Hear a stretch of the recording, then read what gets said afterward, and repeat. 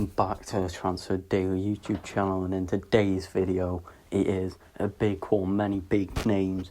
We are starting off though in Italy with Felix. So we talked about Rafael Leao in the recent video, and we know that at AC Milan in the summer there's going to be a big revamp. They're looking carefully for a new sporting director at the moment, and they're hoping to change the model of the club after a few rough years for Milan.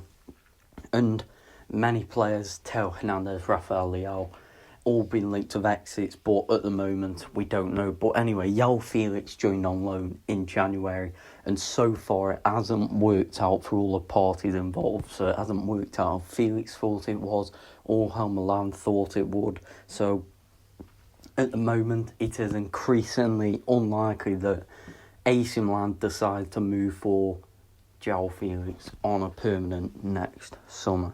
So, in the summer, Arsenal linked with many players, and one position I'm going to talk about is in that left winger role. So, obviously, they have interest in Nico Williams, long-term interest as well. Tough deal to get done if they're going to trigger the Martin Zubimendi release clause. Then to trigger both is very tough to do, financially wise, and also sign a new striker. So signing a new left winger isn't a guarantee, but offers they are open to selling Gabriel Martinelli or Leandro Trossard in the summer if their price valuation gets met. And as I've just said there, Gabriel Martinelli is obviously more expensive than Trossard. And on Martinelli, what I am going to say is that from Martinelli's side, I don't know any clubs that have interest, but I presume Saudi clubs will be there, maybe Barcelona, but I doubt it because the price valuation from Arsenal could be looking at over 50 million, something like that. Leandro Trossard, we know Arsenal rejected a bid last summer from Al Ahly around 35 million euros, so the interest is there from Saudi clubs in Trossard.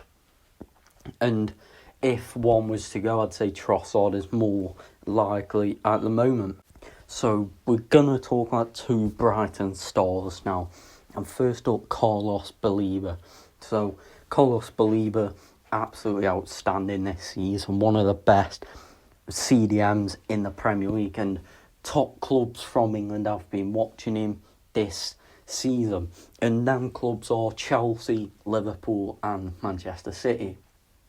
And this summer, a deal for Baleba is very tough because you're looking at the high-end figures, close to 100 million, I'd presume, because we know Brighton asked for quite a lot for these key players, and we know they rejected a bid from Matoma recently from Saudi, around 90 million. So we know Brighton aren't afraid to reject these bids, and Carlos Baleba is another player who you expect to go for 100 million around this price.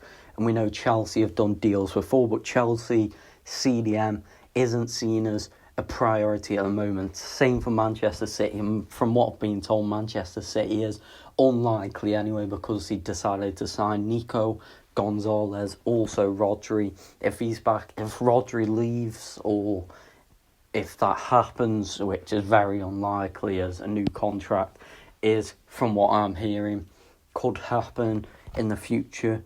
So then that leaves us with Liverpool, another team who have been closely watching him.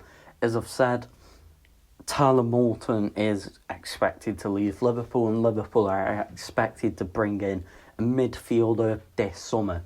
From what I know of centre attacking mid is more likely, with Xavi Simons a top option, one to definitely keep an eye on. But apart from that, Carlos Baleba is a player who Liverpool really like. But the emergence of Gravenberch now with players like McAllister, Wataru Endo could stay. A midfielder that suits Arne Slot's style more is expected. So Carlos Baleba, one to watch, but only if there's a significant sale, I'd say, or a surprise move from a club in Europe. Now the other one is Pedro, and quickly on Pedro, he is likely to stay at Brighton next summer for similar reasons. We know there's a lot of strikers on the market, and a few clubs only really, most of the clubs, are really only going for an out-and-out striker, which Pedro isn't really that. We know he's kind of that false nine breed, so let's wait and see. But from what I've been told, Pedro likely to stay at Brighton until at least next summer and next season, because Brighton's fee, once again, they'd be asking for quite a lot of money, which there's other strikers on the market. We know Victor Osimhen, Victor Gyökeres, many other strikers, Jonathan David, who are going for a lot cheaper fees than that. So Pedro likely to stay at Brighton. So obviously we spoke about Milos Kerkez a few yesterday, but just going to speak about him quickly again today. And Liverpool are one of the many clubs who are monitoring Milos Kerkez ahead of the summer. And a move for Kerkez is looking more and more likely after he moved to an agency, the same as Federico Chiesa.